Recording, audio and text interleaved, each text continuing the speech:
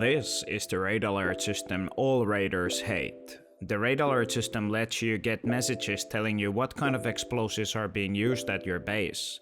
Because of that, you can understand are they just breaking turrets or pummeling straight into your core before you log in. The raid alert system can be customized to give you messages that you want to see and is easy and cheap to build. The raid alert uses the fairly new seismic sensor and the feature that it sends different amounts of electricity depending on the explosives that are being used.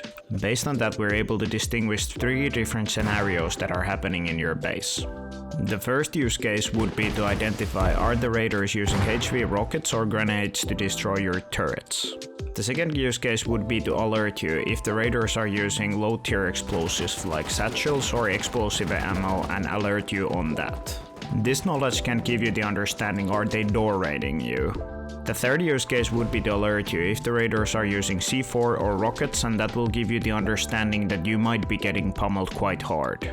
The build is fairly simple and requires quite few resources. Start your build by placing all the deployables on your wall like this. We will start by setting up all the branches to 1, and I suggest you do it right at the beginning so you don't forget, because this is critical for the system to operate as it should. Start by connecting your power source into the first branch and the branch's branch output to the seismic sensor.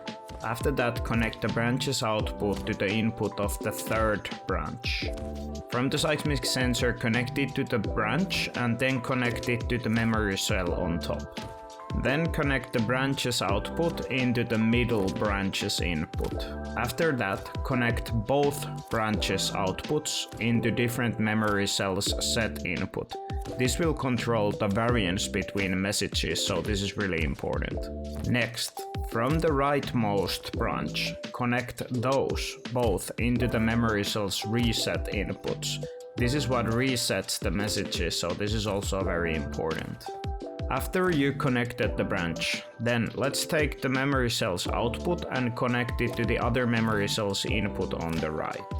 After we've done that, we can start connecting the smart alerts. We're gonna take the rightmost memory cell's output and connect to the leftmost smart alert's input.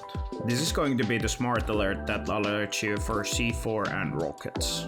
After that, we're gonna take the middle smart alert and run the wire all the way to the same memory cell that we connected the previous one, but this time we're gonna connect it to the inverted output. And after that, connect the last memory cell's inverted output into the input of the last smart alert. And now you're done, and your setup should look something like this. The setup though isn't ready until we configure the messages that you will be receiving on your phone. The way I usually do it is that the headline of the alert will be a raid alert, and then on the second line I will write down what kind of explosives they are using. So here at the example, you're able to see what it will actually look on your phone's lock screen. Usually at this point, people will start shooting explosive ammos at their base and testing does the raid alert actually work. You don't have to actually do that, I have a better way here. The way you do it is you could disconnect the seismic alert and then connect the first branch into the second branch and then vary the output of the first branch, and then you will see different alerts based on what you are outputting. Just remember after testing to reconnect the seismic alert and change the first branch into 1. Otherwise, your end result will be that the raid alert doesn't work and you will just get offlined and wonder why didn't your raid alert work. Now you know how to build the raid alert system that all raiders, especially offline raiders, hate.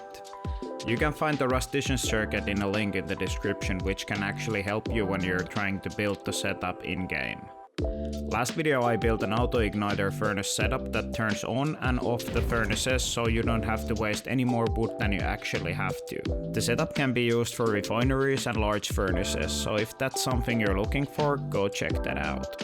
This video was made intentionally way fast-pacer than normal, and had only the information that you actually need. Tell me in the comments what did you think about a fast-pacer video, which only serves you the actual content you need to build the setup. I'm also always looking for ideas on what to build, so if you have something in your mind, leave that also in the comments and you might see your idea get built in the future. Thanks so much for watching, and cheers!